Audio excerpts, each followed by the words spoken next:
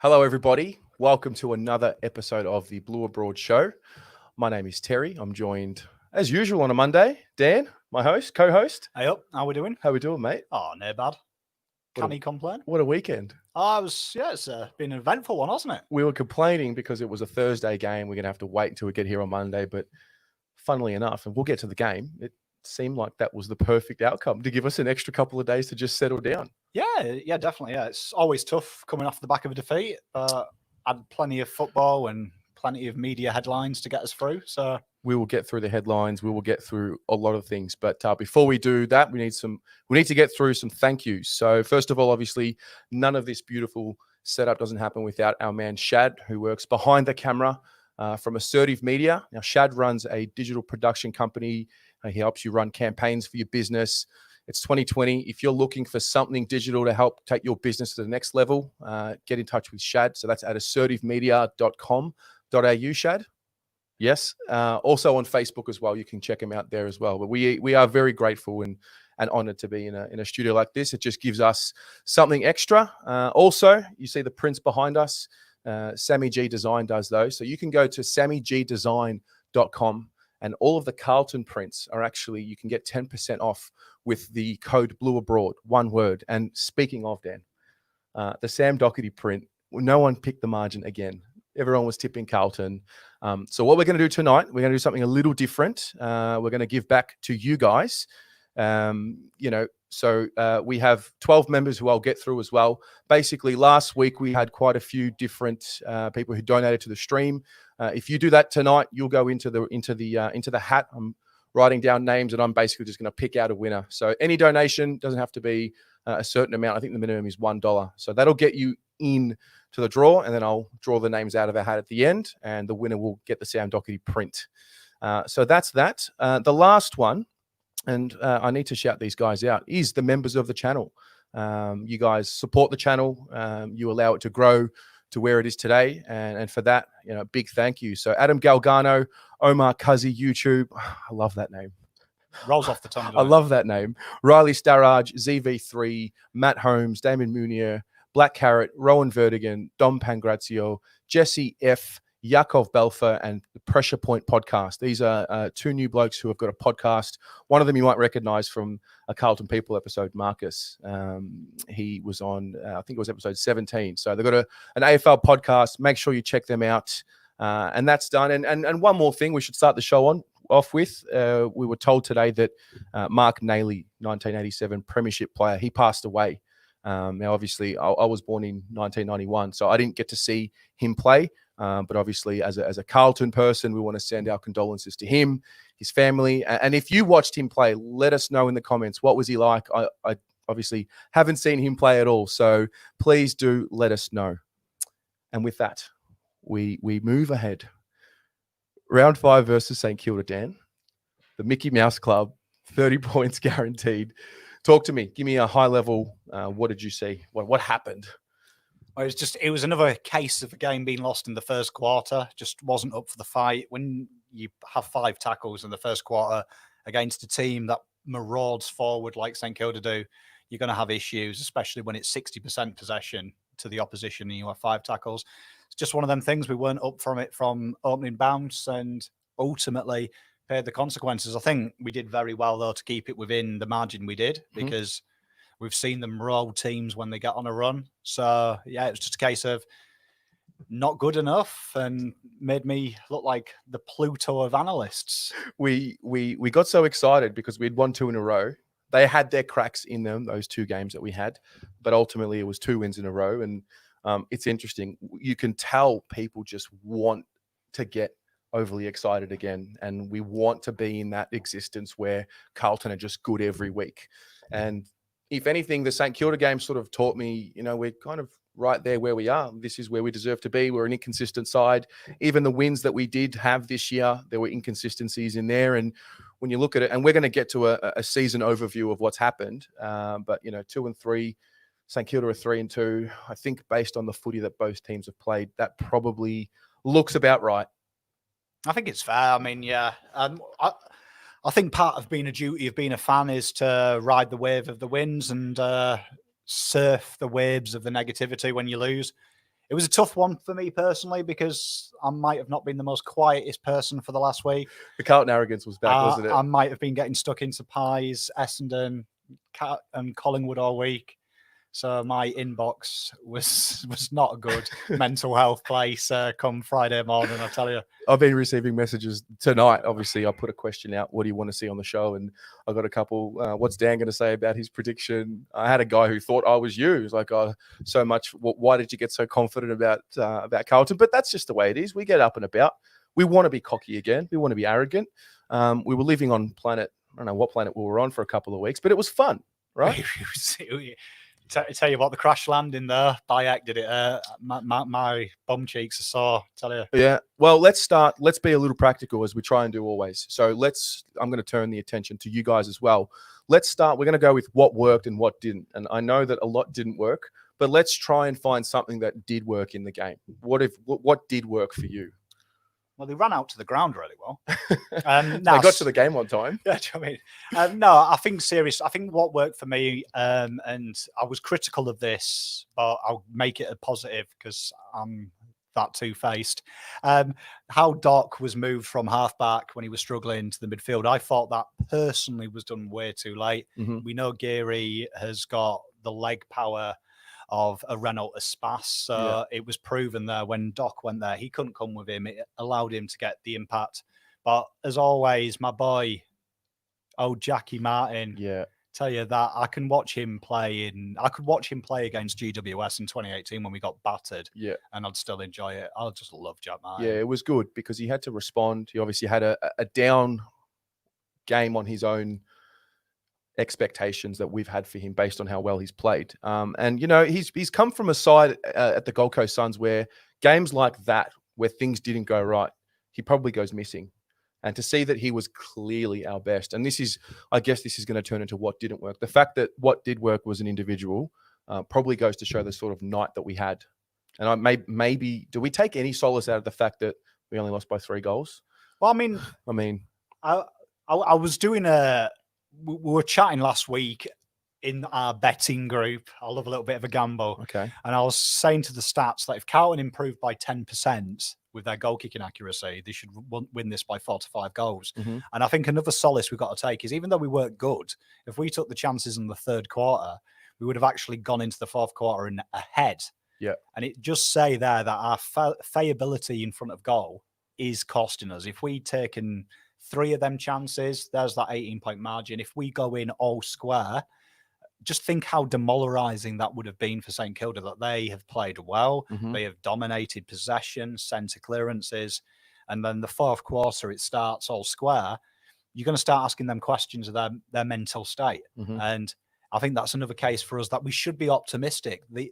Eventually, these results will come. We can't keep kicking like we are. Mm-hmm. And some of the kicks for goal were horrendous. Like you ask yourself that question, if Cripper snags that goal when he was just in front of an angle, that would have been 3 goals in a row at that time. We saw what happened with St Kilda against North when North got on a roll. Yep. They started to go in themselves. It's about taking them opportunities. So surely we put ourselves in position to win games when we don't deserve to. And that's probably a positive. I'm probably scratching the barrel. Yeah, we're looking for something. It's a reach. I'm trying though, yeah, boys. Look, overly, it was a disappointing night. We're not trying to shy away from that. Criticism will be there. I only found 6 I think it was 6 players who barely got a pass mark or more. But that's that. What didn't work? Let's try and look at what didn't work from, the most important thing. I mean, for me, I think the fact that there's so many players across the board were just down on their usual performance. The effort indicators weren't there. I think it was, 60% possession to the Saints in the first quarter, and we had laid 5 tackles. 5 tackles, yeah. In the first quarter. Yeah, so we know that, again, we're talking about the starts. That didn't work. Let's see what else have we got here. Well, Debbie had something that did work. She said, good evening to you, Deb. She said, Setters kicked 2 goals and didn't kick it out in the full.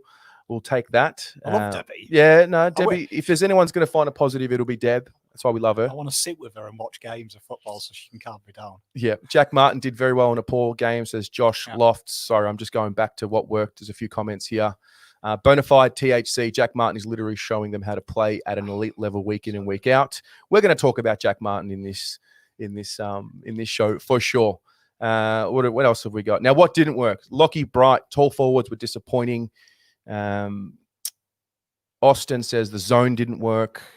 Adrian Salerno says, we made them look like the Harlem Globetrotters. It's all above the shoulders for us. We just can't concentrate for 4 quarters. I mean, these are all great points. These are all fantastic points. I mean, let's start with the forward line and we're going to get to that as well. Teague was asked about it specifically in this press conference, and he said, yeah, so he gave it to the midfielders. He said the delivery in there was poor. So I think when it doesn't work, it looks really bad, the whole 3 tall setup. When it works, it looks like we've discovered something that the rest of the league can't control. But yeah, it just looked a little dysfunctional. How much gravity do you guys and you, Dan, how much gravity do you put the forwards' performance onto the midfielders, and how much do you put it on themselves? To an extent, I think Teague's got a point. Obviously, that if you're a tall forward and the kick-in is aimless, you haven't got much of a chance. But for me, I will allude to the point that it's only worked 3 times in games. And one of the times that a lot of people harp on about was against the Dogs. And the Dogs that game actually had the second shortest forward backline in the history of the AFL. Yeah, right. So makes sense. But for me, I always say this, is any other side playing with 3 talls? No, they're not. They're playing with 2 traditional talls and then a very athletic third tall. So that will work with Charlie Curnow, in my opinion, because Charlie Curnow moves like a mid, but he is a forward. For me, I thought we looked best, though, when Cripper was in the forward line and one of them was resting. I thought, I've been saying that for 2 years. Isn't it that interesting? We've got 3 big boys down there. I'm not sure if you count Levi as being down there all the time because he relieves in the ruck when Pitternet goes off. But isn't that something? Like, Cripps goes forward so we can get him going and get something moving forward. And, the other 2 haven't been able to give us much. Well, I have a theory, and I'd love to hear the viewers' perspective on this. I have a theory that if you look at the midfield numbers of Setterfield, Ed Kerner, and Sam Walsh when Cripper went into the goal square, and it happened against Essendon as well. Yeah. They go off the charts. You're talking, I think Setterfield was at 72 output in the time Cripper wasn't there. Now, I have a theory. If you've ever worked with someone at work and you get given that task to work with them, and you work with someone who's pedantic, who says, we're doing it my way, quite often you go, you know what, I'll let you do it. And I'll just sit there and be quiet and we'll get on. I wonder if sometimes that happens with our midfield. They're so used to Cripper doing it all that they feel reluctant to get in his way. And I reckon that is happening because that's what I saw. When Cripper went away, suddenly Setterfield stepped up. Suddenly Ed Kerner was stepping up. Suddenly Sam Walsh was getting stuck in as well. Yeah. I wonder if they've got so used to Cripper being the only one to do it. They're starting to feel a little bit, am I in the way if I help you? Yeah. And they kind of teeter. No, look, I like the theory. Let us know what you think. You would hope that they're talking, within the 4 walls that, you guys all need to step up. And I think Nick Negropontis posted an article last week. He works for Croc Media, and it was posted on SEN, and he was talking about how they've changed who attends centre stoppages since the end of round 2. And it was more Setterfield. It was more Jack Martin's been there, in there a few times. So and Cunningham. So that's what I was noticing on a high level. These guys are now, I think they look better being shown a little bit more into that midfield role. And you could be right. You could be, maybe they're still a little timid. But I mean, they weren't timid the week before, in a sense. Oh, Cripper didn't spend a lot of time on the ball. If you look against Essendon, you rewatch that. He didn't spend the amplification times that he was on the ball. Where to me, I think Cripper, he reminds me a lot of Dustin Martin. That Dustin Martin goes missing. And then once he finds the ball, like that third quarter when he went in the forward line and he got his hands on the pill a few times, he went back on the ball and he dominated still. He was winning every battle. So I think Cripper is one of them players that needs to be involved, and I like starting him in the forward line. Yeah, I love that. And I've been do we not want him to set the tone though? Because when he goes, everyone jumps on his back. Do we not want? I get your point. I get your point of he needs to be potentially more damaging and whatnot. But when we've got 3 talls, can you really afford to start him forward without getting him going potentially? I mean, you're putting a lot of faith in these other midfielders to get the job done. And I don't know. I mean, when I watch Cripps, at the moment he's a contested bull and a midfielder, and I was looking for him to come out and put the tackle pressure on and let everyone else join in. I just, it wasn't a good start. And we're talking about Cripps because he's the leader. He's the one that gets them going. So it could be a bit of that. It could be a bit of, well, Cripps didn't get going. The others sort of waited. we need them to get going early. We need them to take that next step. They weren't able to do it. And that's that. A few more comments here. Here we go. Tracy Reed, not feeling the 3 forwards. Don't know. Is it spatial awareness? Don't know. Michael McDonald, disposal going forward is key because a key tall needs clean entry. Mozelle, I hate going into the 4th in the lead because I feel PTSD is coming. I certainly relate to that, mate. Scott Lewington, we can't hit a friggin' target. It puts us completely out of position and they score at will when that happens. Hilltop Hoodlum, watching the Brisbane game yesterday and they run 3 talls and do it well. Maybe they need to work on their cohesion. Riley Starrage, a lot didn't go right. The MO to beat us at the moment is to ensure the talls can't dominate in the air, make Doherty accountable and punch us in the mouth early. We do not have the class to climb back.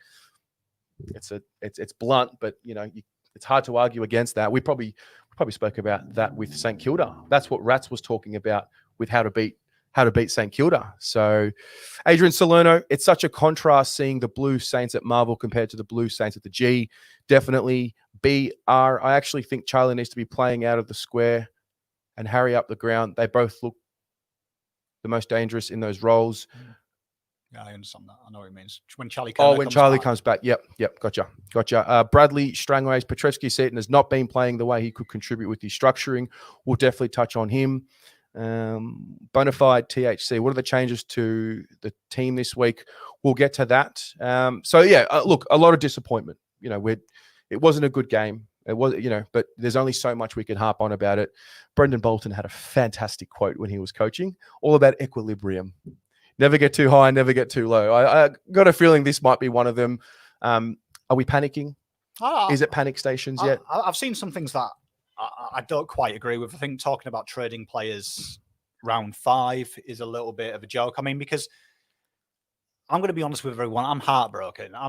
Because when I go off on this channel, it's because I believe. Yeah. It's not for show or entertainment. It's because I truly believe. So I'm running at 1% at the moment. I don't want to get out of bed in the morning. I'm proper lost, boys and girls. But we need to give you a cup of equilibrium. I need a big hug. But I mean, but genuinely, I believe in these boys. And I think the big one for me is they put themselves in positions when they don't deserve to. Like on another day, I've seen Richmond win games like this against St Kilda where they've played garbage, but they stick in the game and they get the job done.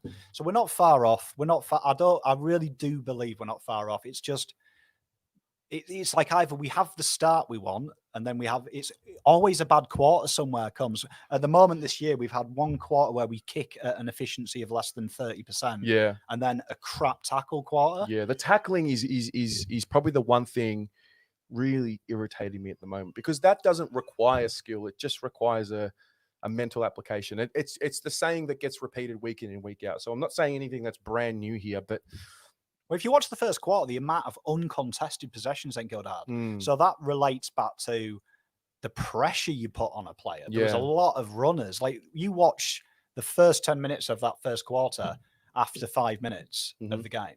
St Kilda are running through in 3s and 4s, and there's one blue shirt to 4 people in the corridor. Yeah, it was tough, and it's hard to watch. It was tough. Well, let's turn to. I mean, we did votes last week. Tonight is going to be a little different. We're going to do a player of the game. It was hard to give votes because I found myself when I looked at the 2 votes and the 1 vote. I think Setterfield's probably a notable one because he was good. Didn't get a lot of the ball, but a midfielder who kicks 2 goals, they're worth quite. They're worth. Loving a lot. His hair as well at the moment. Yeah, we're seeing a bit of improvement there. Maybe that's one that we should have added to what did work. But player of the game, and I don't like to make statements on behalf of everybody, but was Jack Martin not the best player for us by a country mile? I feel like if we're giving a player of the game, let us know. If you thought somebody else was player of the game, put them in the comments below. Who was your player of the game? Jack Martin. Yeah, I mean, how do you... I love everything about Jack Martin. I love his demeanour. I love that cute little smile he does when he kicks a goal. I just love everything about him. I just believe in him. And I see a man that cares. I don't know why. I just see it. He's trying to prove himself. And it was that kick he had at goal. Same position he had against Essendon that he missed. Yeah. But there was that confidence about him. You just knew, like, I was just sat there going, this is in. Mhm. And he just makes me excited. He does things to me that I haven't felt since I was 16. So Yeah. I froth Jack Martin. It reminds me of Ronaldo signing for United, Yeah. Gascoigne for Rangers. It's that type of thing. Just bums off seat Yeah. player. If I was given another vote, it'd probably be to Setters, though. I thought Setters took his goals well. He competed hard. Mhm. And I think that was probably his best game from memory. Yep. I was impressed with him. Yeah, the Adelaide one last year was a very important one for him, but he seems to be just building week in, week out, just a little bit each week, which is really all we want. Just improve a little bit from the week before. I think with Jack Martin, like everything was full of pressure, especially in our defensive 50, and I saw him at times in the thick of it, getting that handball out. He's calm under pressure, and it almost was like, well, we need 3 of him. We need a midfield version, a forward version, and some players. I've seen it a lot, not just from Carlton. I've seen it from a lot of players in the league. They're bumping a lot instead of tackling. I've seen Mitch McGovern do it a few times. Jack Martin did it. I mean, we're lauding him for it because it was a sick bump, right? But I just love him. Yeah, I mean, it came off and it worked well, but his intent. We really don't ask for a lot. Maybe we do, but intent is the key one there. My favourite thing about Jack Martin is when he runs through the middle, and it's the way he holds the ball in one hand. It's like a nonchalant, I'm really good. Yeah. And it is exciting to watch. He's got that swagger. Like, if he had a collar on his shirt, he'd flick it up. Mhm. He'd be that. He's a cool kid, and I like him. So we've come to the conclusion that I'm in love with Jack Martin. Jack Martin was our best player. I'm in love. No, it's good. It's good. Look, it's something to smile about. That'll do. We can put it to bed. Disappointing. We'll put it to bed and take a deep breath because it's all going to be okay. We're going to move on now. We're 5 rounds into the season. We're going to do a season update. I think the beauty of this season, there probably isn't a lot, but if you choose to find the beauty, it's there. But what I'm really enjoying is the fluidity of the season because it's a rolling fixture. We were given a 4-week block for this month, so to speak. So what it allows the club to do and the players is to just sort of micromanage their goals. So we can put this 4-week block behind us now.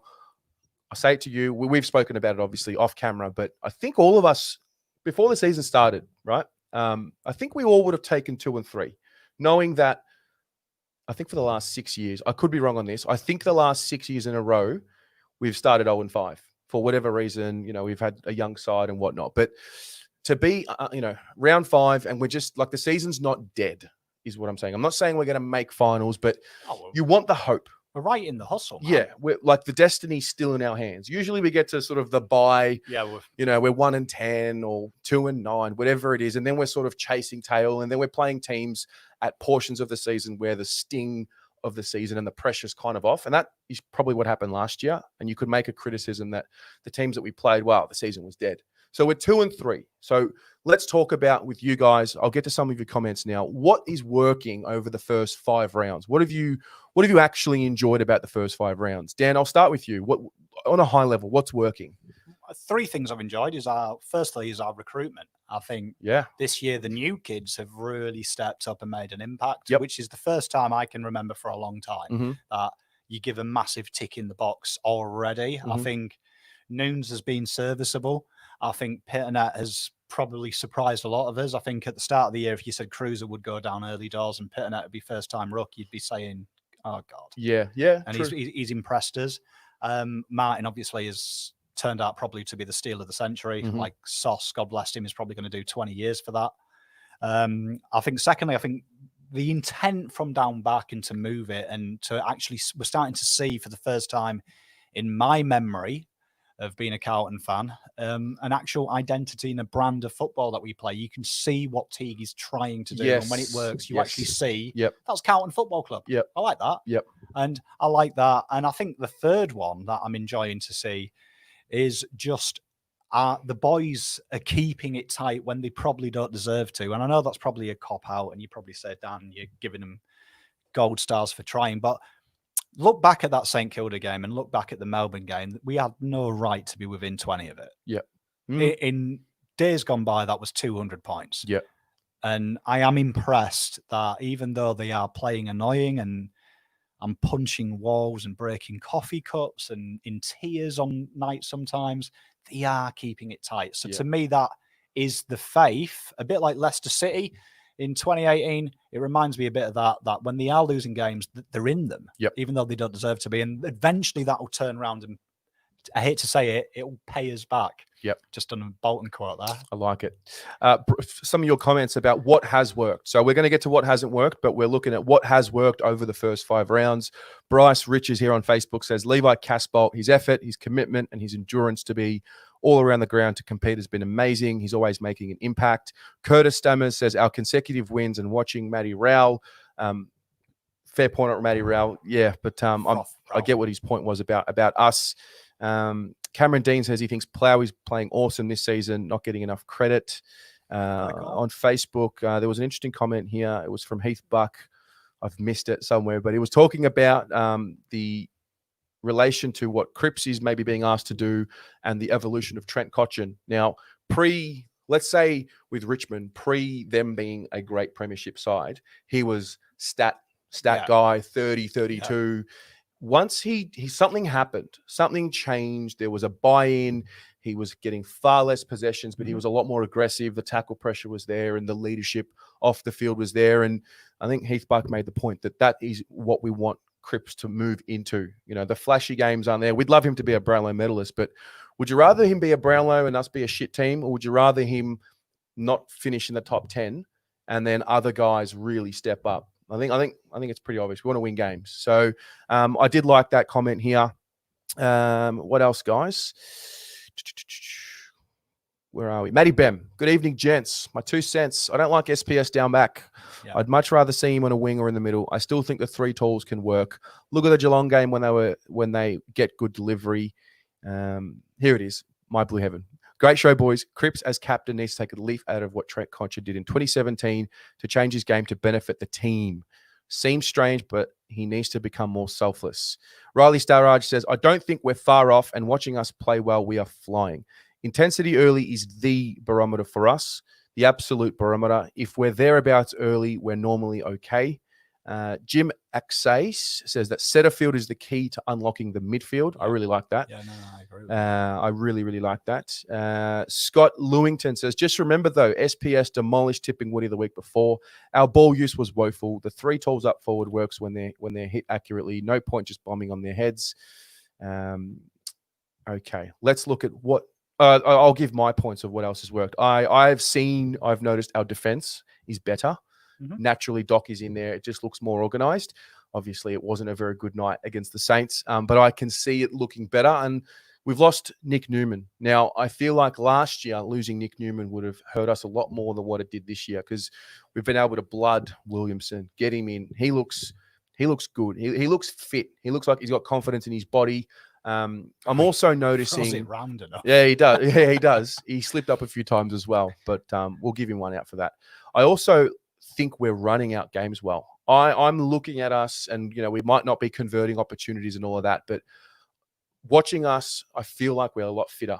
It could be a byproduct of older bodies, more pre-seasons. How much do you give that to Andrew Russell, shortened quarters? So I get all of that, but it just looks like when the push is there that is needed to be made, we're able to do it. Whether it works, whether we win, whether we lose, we're able to get that extra bit of energy and make that run. So I like that. And Cripps hasn't had his 5 best games by his own standards.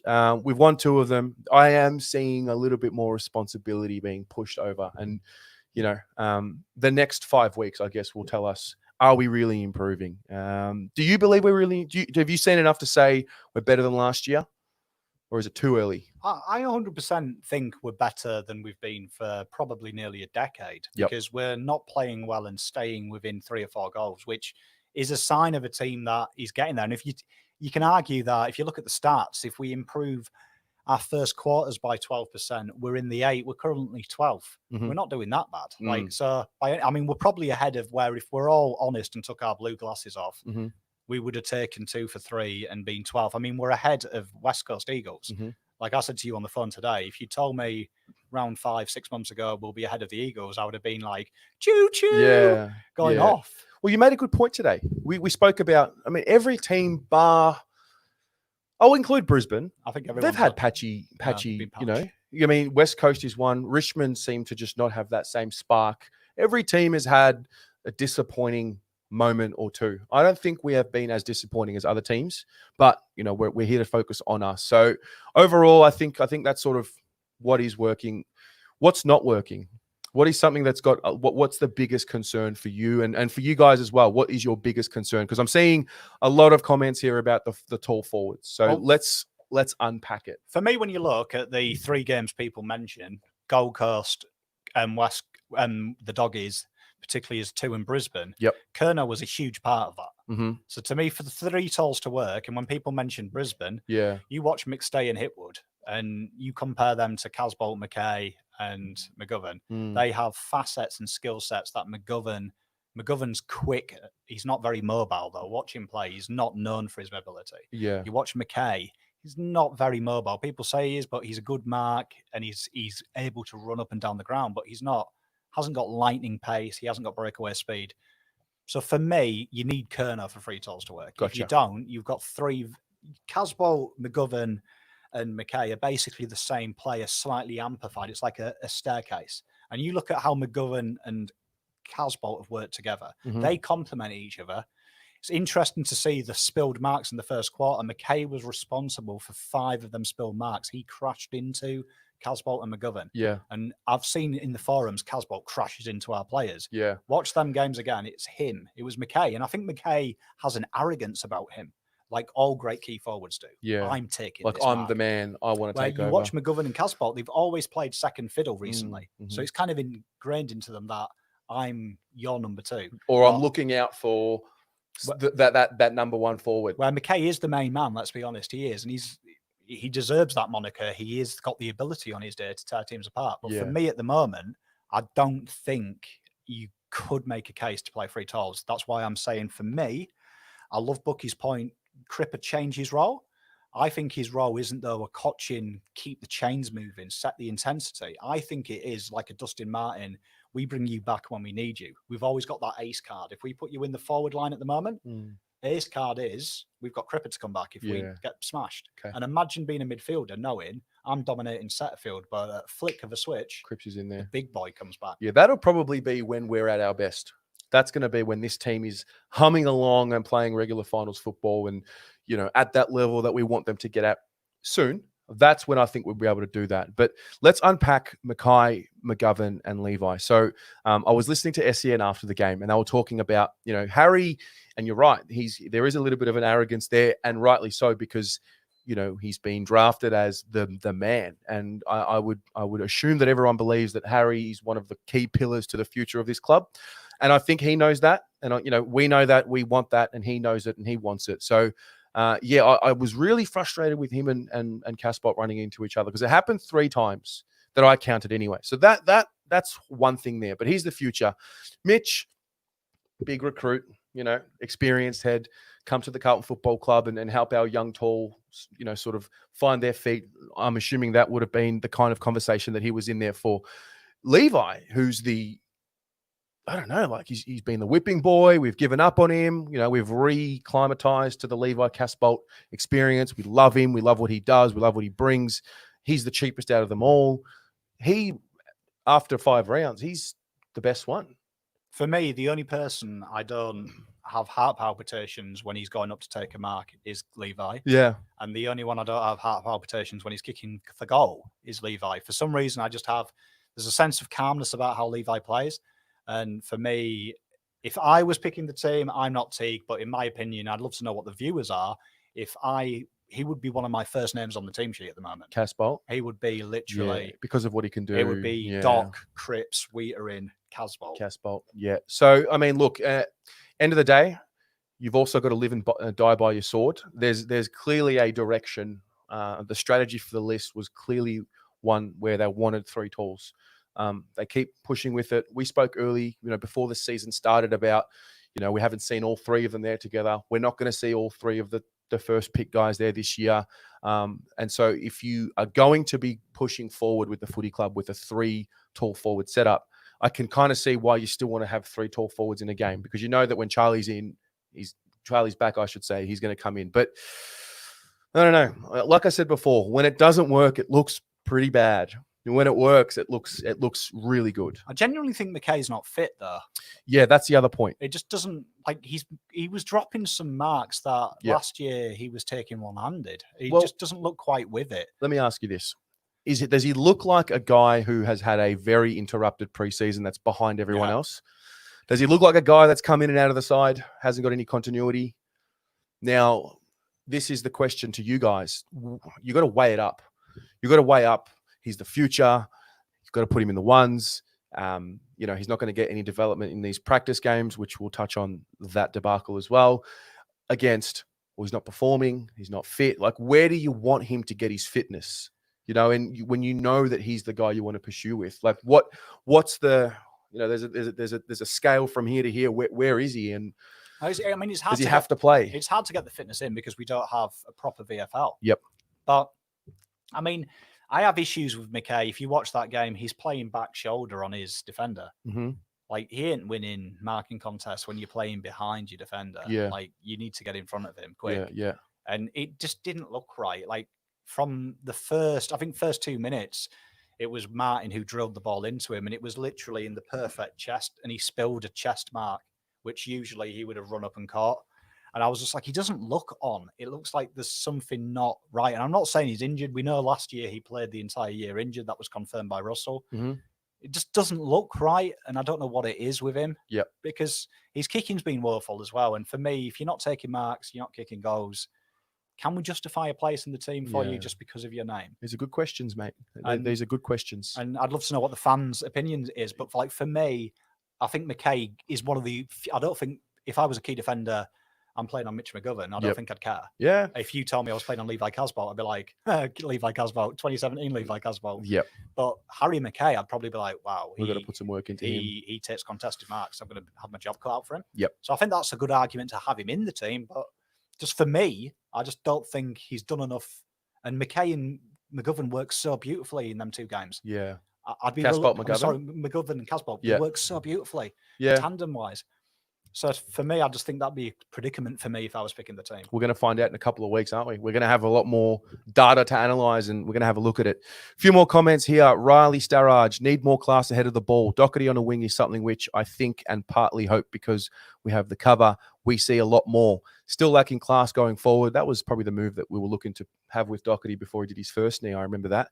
Jim Axais, in my opinion, we have played 8 bad quarters out of 20. This time last season, we were 0-5. The improvement is there. We are lacking some quality midfield depth to make us a top 4 team. Blake John, I don't think we should put Doherty on the wing. He's too talented and controls them in the back line. Matty Bem, for me, getting the right mix in the midfield is a worry. We clearly need another gun midfielder this offseason. We seem to get smashed in certain parts of the games. Alex King, I think we have stagnated since last year. When you think of the footy we played under Teague back end last year, and now I can't see many incredible improvements. Austin, Levi kicks it out in the full a lot. I have much more confidence in McGovern's kick, but not Mark. Yeah, it's a tough one, arguing both of them. They've both got massive negatives, but yeah. Peter Attar, do we know if TDK has gone up north? I think they all did. Yeah. Charlie Kerno went up with them. So Riley, for 3 tools to work, you need the ground level players to be able to create havoc. The smalls are still very patchy. Agree with Dan that Hazard looks way off at the moment. Stephen Soras, most people are talking about our poor forwards, but not much about our defense. The numbers suggest we have the second worst defensive unit. Just look at the points against. Got to look at it. Ellie Lipschatz, my man Lippy, all the way from Tel Aviv. Mitch McGovern isn't really that tall. Dwarfs in comparison to Harry and Levi. Same height as Jack Silvani. At his size, he needs to bring better pressure or be better on the lead. Tall defenders smash him. Yeah, I mean, great points all around. Yep. I can't argue. I mean, for me, I'll answer one with the doc. For me, you look at when we're playing well, you look at when we played well last year under Teague, it was the ability to break lines from halfback, and it was the ability to do meters gained. Yeah. And last week should make everyone in the world say, Doc can't leave halfback flank, because Williamson and SPS and Cade Simpson, none of them look to provide that penetration from the back line. And Williamson has got the ability to do that by hand and foot. So has SPS. They've proved it. And both of them did it in patches. Not one of them, though, was like, you know what? I'm stepping up. And if you watched last week, West Coast, Shepherd stepped up. Yep. They all did down the back. They all were like, let's do what Hearn does for us. Mhm. So that was a worry for me that he was tagged out of the game and not one of them looked to do it. Yeah. SPS 4 times handballed to Doc, and Doc got crunched. It was an obvious fear to do it, and that's what worries me. If you take Doc into the midfield, it was a brilliant idea. His distribution, his vision is what we need. But can't clone him. who are you putting down the back? Yeah. Well, wasn't the idea this year, for you guys as well, wasn't the idea that one of Williamson, Sam Petrevsky, Seaton fills the Simo role? It almost, we've got Doc there. We know he's on a back flank. You know, Williamson, I think, or Newman, he's obviously gone, but Williamson is the other one. Just get the feeling, and the reason why I'm saying this is because I want to bring up Samo. You know, don't want to whip him, but I don't know what is happening with him. He's not a defender. Yeah, like he can. It's important for him to learn defensive traits, but I don't know. For me, this is why it's hard, because we don't know the information on the inside. But what are we doing here? For me, he destroyed Tipper Woody in one sense of the word. Yeah. And how he beat him was his ability on the ground. When you watch what Tipper does, he's like a Tiff Betts. He's like the Audi brand of Betts. He waits for the ball to hit the deck and he's twinkle toes. Well, SBS is equally as good when the ball's on the ground. He's got that natural knack of just knowing what to do. Yep. But he didn't out-defend him. He just did the strengths that Tipper Woody did. But when he came up against the St Kilda, they can mark, they can out-position you, they're strong and intent. And he looked it. For me, SPS is a midfielder. I can't remember who it was. He's in my midfield. For me, and I'll give you my answer of who I think should be Doc. Who's a great kick, who's tenacious, who's willing to take the game on and take risks? Liam Stocker. If I was going to play someone who I'm going to convert as a half-back flank, he is probably one of the best kicks not playing. You'd have him playing that Samo role. An absolute beast with his feet. You watch him last year, all the VFL highlights, he was taking the kick-ins for them. Yeah. That guy can do what Doc does, that corridor, take the risk kick. He's willing to do it. It's time for Stocks. Interesting. Who would have to come out? Because I look at the Doggies game coming up, and we'll get to that, but I mean, that was Samo's breakout game. In the middle, what was it, 25 or 26 at halftime? I think he finished with 35 for the game. To your point, you want to see Stocker. Who's coming out? Simo? Okay. I would probably take Noons out, and because SBS has shown he can do a lockdown roll down back. Yep.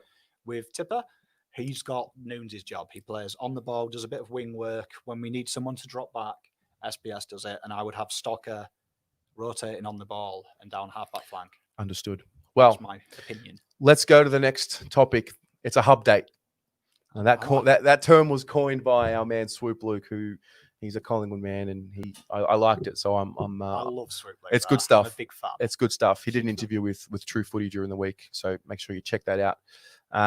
So we're staying on the Gold Coast.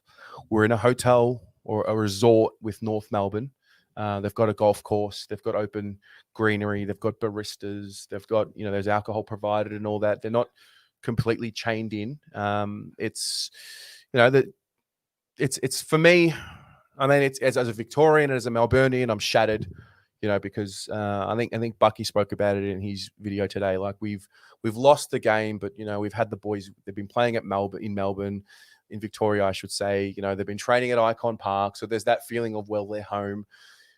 All of a sudden we have now become the interstate/international fan, because it doesn't at this stage look like we're going to see much of them live. So that's the Victorian whinge, but what a win and what an opportunity for our interstate fans, and what a responsibility. This is a huge win for them. Obviously, I lived overseas for a bit, so I understand what it's like to not be able to go to many games a year and have to watch it. This is just a huge win for the Queenslanders, and I'm assuming we're going to have a hub in Western Australia at some point. So I want to give a big shout out to them, because they carry the torch now. Oh, I mean, for me, I'm not bothered about it. I actually think. Made this comment the other day, and a good friend of mine who's a Richmond fan as well said he was looking forward to it because they've got quite a vocal support where they're going. That I think sometimes I keep saying to myself, if this team had fans and noise, speaking to Mitch McGovern, speaking to JSOS at the Best and Fairest, they talked about the impact we have on the voice, the noise, how it lifts the team. Sometimes I watch these games like that St Kilda game when they're missing the shots. Like Nick Wishart shouts so loud, I swear he sucks the ball through the ball. Like I could see it happening. I was just thinking if Cripper had that set shot again and he's kicking to the cheer squad, they're cheering his name. Yeah. Would that have gone in?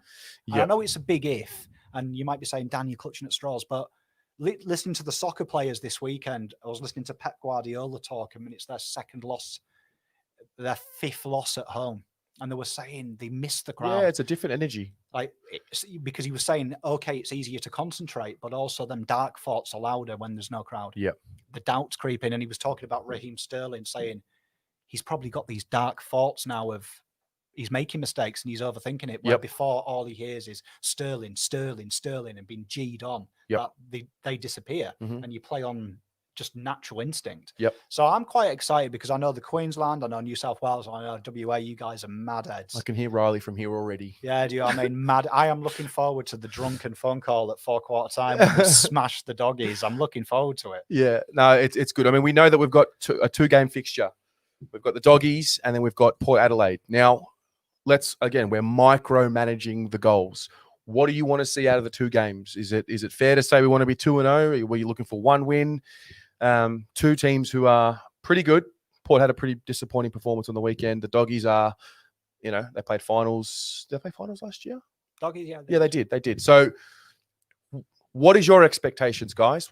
What do you want to see? Is it 1 win? Is it 2 wins? Is it just competitive and don't get blown out? We're going to revisit this in 2 weeks and talk about what did we expect 2 weeks ago. What do you think? Oh, got to be careful with these pun predictions. Not predictions, but, you do have to be careful. They'll come for your head, mate. They will come for your head. But I'm picking the 22 now. It's me. It's all me.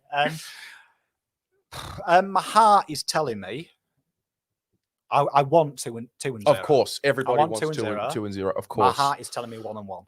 Yep, and that is what I vehemently believe we will come back. We can't afford to have 3 losses in a row. I reckon we'll win 1, and I've got a feeling it's against Port. I need it to be against Port. No, just for me, I think it's Port, and I don't know why. I just believe. I think the Doggies. I watched that game. I was probably the only person in Melbourne, evidently, who watched the Doggies play North. Yep. And I was very impressed with their ball movement. And it's kind of weird. They look better when Bontempelli's out of it. Mm-hmm. Bontempelli was tagged out of the game, and it was fearful to see the players step up. They lost Bailey Smith, and it was these players stepping up. Vandermeer, who no one's ever heard of.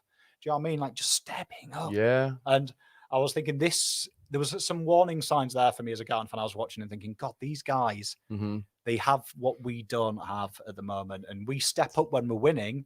We don't seem to have anyone who steps up when we're down. Yep. But when we're on top, there's a load of guys who do it. Yep. And I could see that in the Doggies when North came at them hard, and they are a very physical.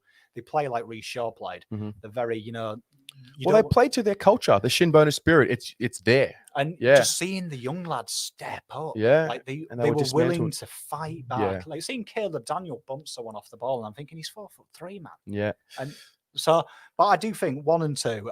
I will be ecstatic with 1 and 2. I do think 1 and 1 out of the 1 and 1. Yeah. And I do think though that we've got history with the Doggies, and that's probably where the confidence will be. They won't fear them. They've beaten them before. Yeah, I think there's an element of that. I think with Port as well, it'll be the 5th week of them being in the hub. So who knows? Maybe by the 5th week, it's a real drag. And interesting, the Doggies, they've only played twice in a decade in Metricon. They've got 3 times. They've got a 33% win record. It's actually the worst of all the sides in the Metricon. Only Gold Coast. Yeah.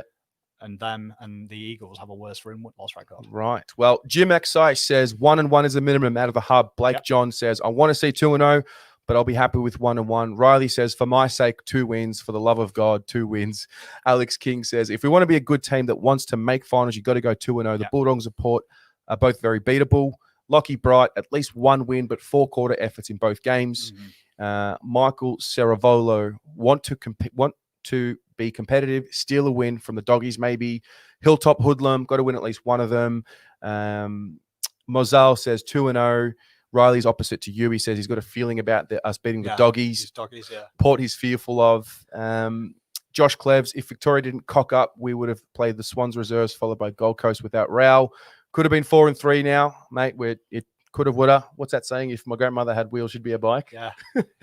I love that. Why do I like says 1 and 1. Teague would be very happy with that. So it seems like we want 4-quarter effort. We want to pinch a win. We want to be sitting here in a couple of weeks with a 3-5 record. Yeah, we need 3 and 4. We need happy, egotistical Dan back. We do, because We need you to get off your rocker again. We want to see you I up don't and like about. this. I don't like this realist. We've talked a little bit about the Doggies game. Let's go further into a mini preview changes. What are your changes at home? Leave them in the comments below. I'll read them out. Are you making any changes for next week? Realistic changes. I would probably take Nooms out, bring Fisher in. Okay. And I like it. You're giving Philpy another run. I think Philps. He showed a little bit more. He's just he looked more confident on the ball, but I do like his intent to put pressure on the kicker. Yeah. And I like that. I'm a big pressure fan. Yep. Jesus needs to come back, whether he's fit or not. I think that's a thing for another time. I mean, if I was picking the team, Jesus would be coming in for McKay if he's fit. Yeah, right. And Russell said he should be available for selection this week. For me, he said it last week, but we'll find out. I play him as the third toe. Okay. I think he does that very well. So go back to the McGovern, Levi. I think that's working, and why tinker with it yet until one of them screws up? I think they deserve a chance. Yep. Probably an argument for Stocker to come in though. But West Coast, the Doggies won't tag Doc. They haven't got the ability to tag him in the forward line. They'll be fine. Okay, interesting. Yeah, bomb call there. I just think Doc will be fine against them. Okay. No, they do like to back themselves in. We've got plenty of changes here. Tracy Reed, Sauce and Fish in. Yeah. Tracy, who are you bringing out, Tracy? Adam Gould, Noons out for Stocker. Brandon Chong, Noons, McKay out. Who's coming in? Just out. Yeah, just out. 2 down. Yeah, we have. I love it. Confidence. Blake, John, Sauce and Fish in. Hilltop Hoodlum. Philp did better, more composed than last time. I agree with that. Hilltop Hoodlum says, I want to see J Sauce in for Harry. Yeah. Riley says, well, the reserve kicked 1 goal, so can't exactly go off exposed form there. Yeah, we haven't talked about it. I've kind of avoided it. They kicked 1 goal for the game, lost by 15 goals or so. So what form are we? We haven't got the report yet. Well, Carlton haven't actually. I got wind to it. My father-in-law coached at Sandringham for over 30 years. Okay. So one of his mates was at that game, and his exact words were, "Your boys are atrocious." Oh God! And evidently they were outran by a Sandringham player that hadn't trained for 3 months. But he did say to us that the standouts for him was, he did say Stocker looked good, looked a sort was the description of the type of player that Carlton needed. But yeah, evidently, according to him, the score was, and it's been confirmed by the St Kilda website, it was 1-3-16-5. Yep. They absolutely played us off the park, with Ryan Abbott giving TDK a bath, which is a concern because Abbott isn't. That is a bit of a concern. It is a lot of people have been talking about bringing TDK in. If you want to play the 3 tall forwards, bring out Harry, bring in DeConning as, because if you want to push with this setup, bring in TDK. But again, we're going to find out on Friday now, isn't it, for a Sunday team? Yeah. Yeah. So I mean, Sunday night. It's tough because the boys got outplayed, but I mean, you can't really read much into these 14-on-4. Yeah, I know. Like, speaking to the guy at Sandringham, he was saying we're not reading in too much into it because there's so much open space. Yep. There's so much. It's not a real game. Yep. It's hard. It's not like soccer. You can play 6-on-6 and learn something. I like this one from Wowdy. We need more sugar in the team. Bring in Honey. Oh, please. My boy, I'll tell you what, I don't think I could cope seeing Honey and Jay Martin. I know, in the same forward line. Chris White's asking, how about Callum Moore coming in? Will Butterworth, good evening to you, Wilbur.